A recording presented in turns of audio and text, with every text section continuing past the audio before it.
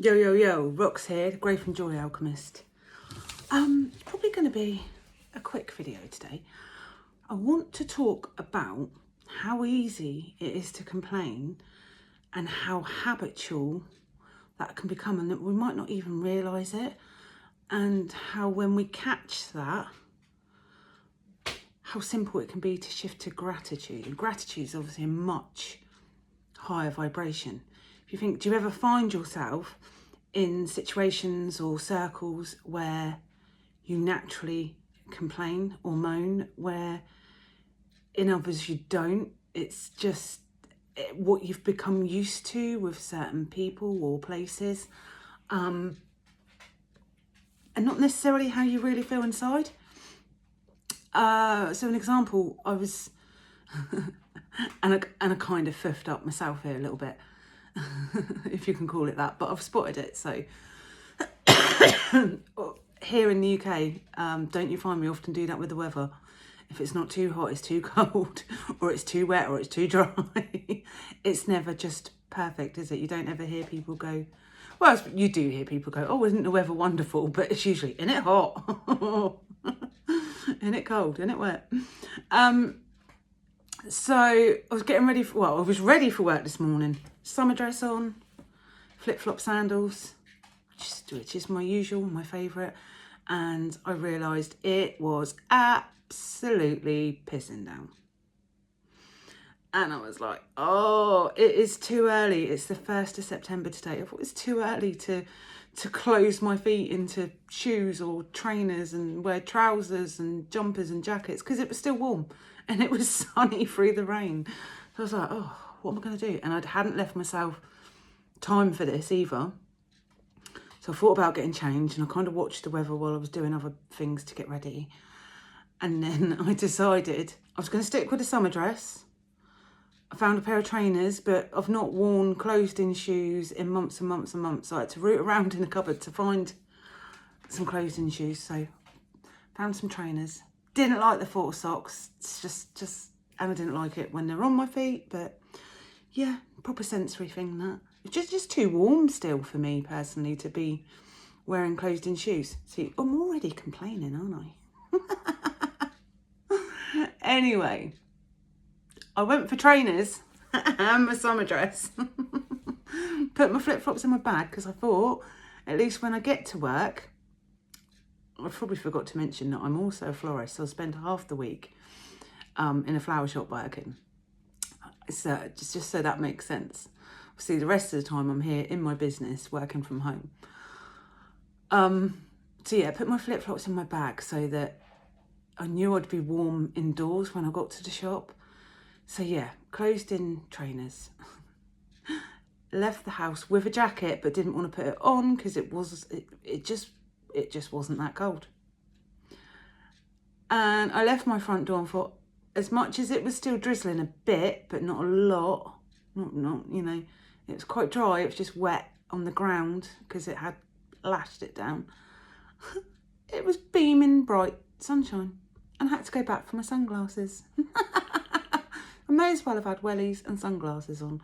I was like, what a typical, you know, Great British problem. So I went back for my sunglasses, and I was walking along thinking, oh, you know, isn't this typical? Trainers, sunglasses, won't the weather make its mind up? You know, and I thought, hang on a minute. I'm dry. It's not actually raining anymore. Why am I having a mental meltdown about the weather? I could be grateful that it's not raining. I could be grateful it's still quite warm. I could be grateful that it's only a 6-minute walk. I could be grateful that I've got sunglasses. You know, it's no real drama, is it? So why build up that energy of complaining and frustration and scarcity, you know, lack? You know, it puts you right down a vibrational scale into scarcity and lack, when actually, yeah, there was an abundance of water on the ground, but so what? I can avoid puddles. And I'm not made of sugar, I'm not going to mount. Also, there was an abundance of sunshine. So, you know, let's look at the positives. Let's flip that. So I walked to work thinking, yeah, actually, this is all right. I might look like a bit of a dork in my trainers and my summer dress, but who cares? What does it matter? I don't care, and probably didn't see anyone until I got into work. Only one person saw me looking like that. Changed my shoes pretty quickly. But then I found myself having the exact same conversation with my colleague. No one until after I thought, oh, I've just complained again. Not complained. She'd had the same scenario. I was like, oh, you've got little sandals on. She's like, yeah, I nearly got changed. All right, that's because you drove. Anyway, so yeah, so many things we could appreciate and be grateful for. You know, the ground needs the water and the garden needs it, etc. So there was that thought, how easy it is to complain. Actually, when we stop and flip the script, it's just as easy to find things to be grateful for and raise our vibration. Gratitude is one of the highest vibrations there is. And what would you rather feel? Let's face it. Would you rather feel lack, scarcity, you know, that energy of complaining, or would you rather feel in abundance and appreciation? So that was that. And then I noticed something similar. So it was a really busy day in the shop, particularly in the morning. And somebody asked me how my day was. And my first thought was busy. But then I stopped because I'd also got a lot done. Not just in the shop, but a couple of other little jobs that I didn't actually expect to, you know, home stuff had been complete as well. A phone call I didn't expect to be able to make was made. Things were complete here. Everything else is kind of done and up together at home. I thought, you know what? Actually, it was a productive day all round, not just at work, but other things, you know, in my personal life as well. So I thought, and actually, what, that just feels so much better, doesn't it? I could tell you I had a busy day, or I could tell you I had a productive day. Which feels better? Let me know in the comments. Because for me, productive felt like a much better word than busy. So simple, isn't it? Such a simple, energetic shift just around the words we use. And we could probably come up with more around that. Efficient. I had an efficient day. So simple. So sometimes it's just stopping and checking in with your language and checking in with habitual stories that you're telling that don't really serve you. So let me know in the comments, how's your day been? What was your first thought? What word have you changed it up to? And then while we're on the subject, I just want to let you know about this amazing free offer I've got going at the moment.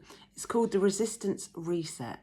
So have you ever felt like there's something you want to do or achieve, but you just don't take those steps towards doing it?